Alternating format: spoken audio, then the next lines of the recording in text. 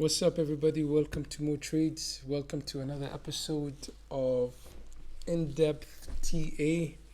We're going to dive into the charts of Solana and update since the last video I posted. There has been a move down. Uh, I wouldn't say it was a dump, but it was a move down. I don't call it a dump. Even what happened with Bitcoin, it's not really a dump, it's just a retrace, a move down. However, Solana, yeah, 14%. Nice move if someone caught it, but all the charts I was looking at them for a while, and they look like they're barting out and about to come down. Now, how deep will they come down? It remains a question, and we'll see. However, before I start, let's uh, just join the free Discord and subscribe to the channel if you haven't, and hit the likes. I'm going to show you what I'm looking at. For starters, before I get into it, two most important things I like to look at is the DXY. The DXY is bouncing off significant support. The last time we were around this range, we bounced and went up, obviously not in one candle, but it took us up all the way up to the 115, 114 range.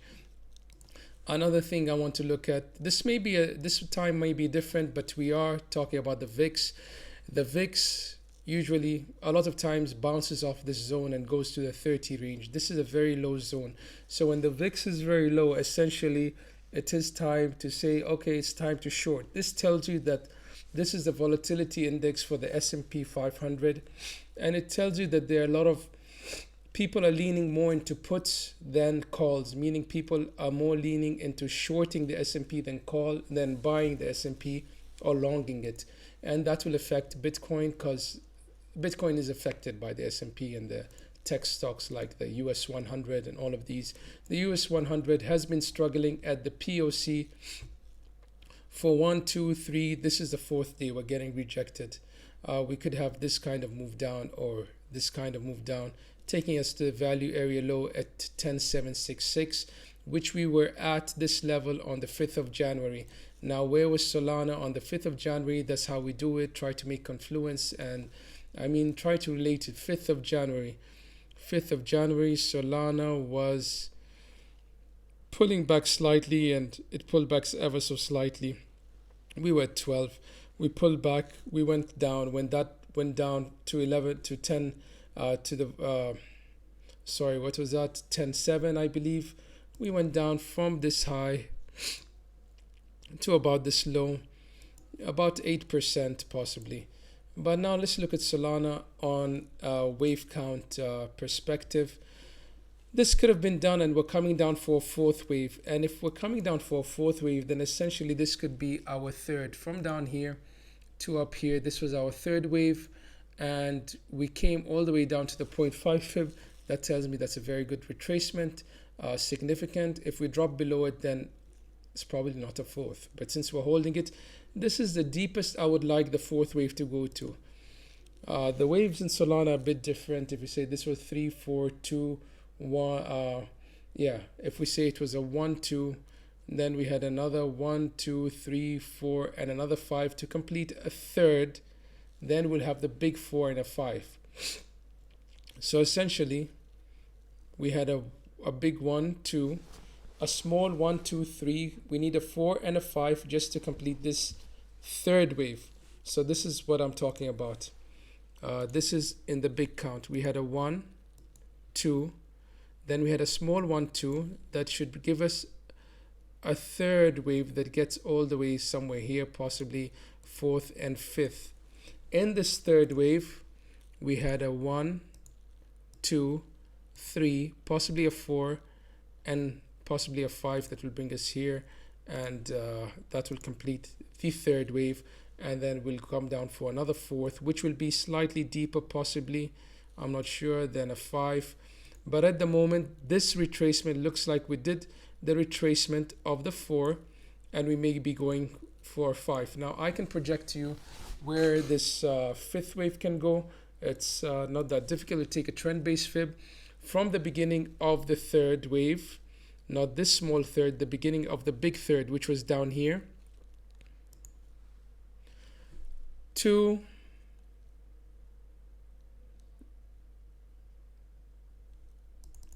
sorry, I need to correct that. We need to measure, we want to measure, yeah, the finishing fifth. If this third wave's over and this is the fourth and the fifth, to complete the bigger third, to complete 1, 2, this whole thing will be a third, then we'll have a 4 and a 5. That is the macro. So now if I want to measure this fifth to complete this move up, I can project it by taking a wave count, take a trend base fib. You can either do it by taking the length of the one wave and bringing it down the fourth wave, and that brings you up around between the $26.7 and the 30.7. So this could be your zone for the fifth wave. Okay, that's taking the wave one length. However, if you say I'm not going to take the wave one, I'm going to take the wave three, which started over there, and possibly the wave three finished over here at this peak, and I come down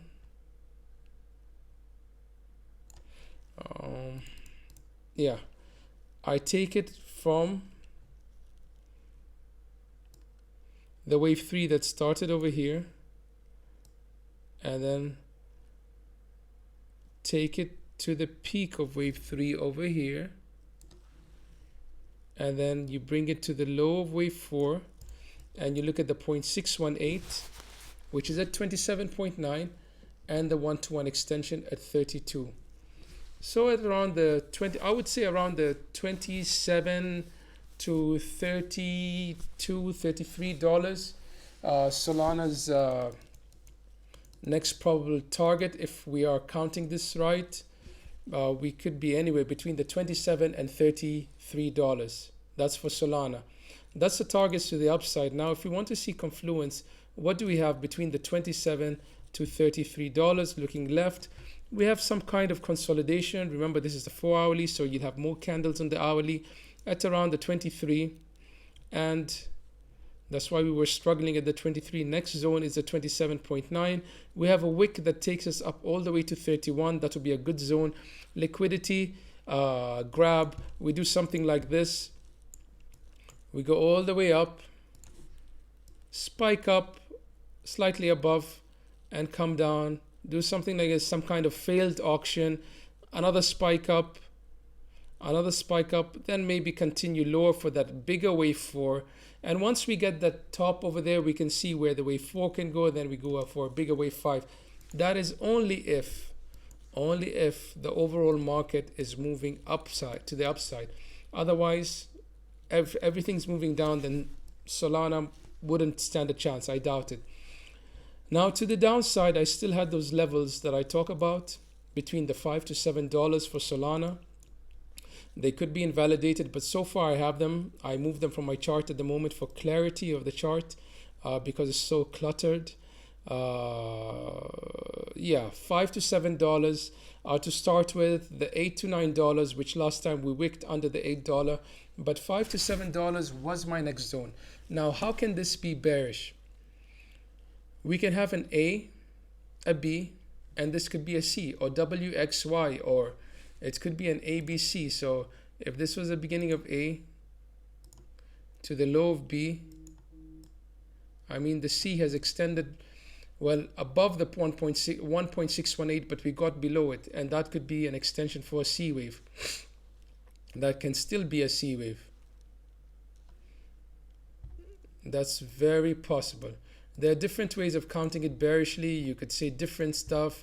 You could say this was an A, B, and a C, or you could say, okay, we are having, we came down, and this was our 1, our 2. Well, your 2 came deeper than the 1, so you can't. So this was your final, and you say, this is my first wave, and once we're done at 31K, once we're done with 31K, that wave 1 will be down, and you will expect, if we say we came all the way to 31K, $31, sorry, you would expect Solana to retrace anywhere between the 0.5, which is at 22. So once you reach that 32, 31, whatever level you stop to will depend. But if it reaches to that 31.4, for example, I know that the wave 1 is done. We're coming for 2, which will retrace to the 0.5 at 19.6 or the 0.618 at 16.8, and sometimes even the 0.786 at 12.8. So that's very good ways of using fibs and learning how to use Elliott waves. Even if you're not an expert, it gives you some projection and you know the targets. Now to the downside, what's my support? Just simply looking at this without using any indicators, I can call this my support. This is on the 4-hourly. I know this range is my support, and if I want to use fib, I take it from this low to this low. I would say the 0.618 is a golden pocket, good place to bounce at around $19. So I have those two zones for Solana.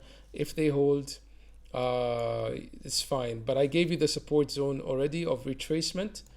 I told you, I can repeat it again. I can tell you that for Solana, for now, your wave 4 has retraced up to the 0.5.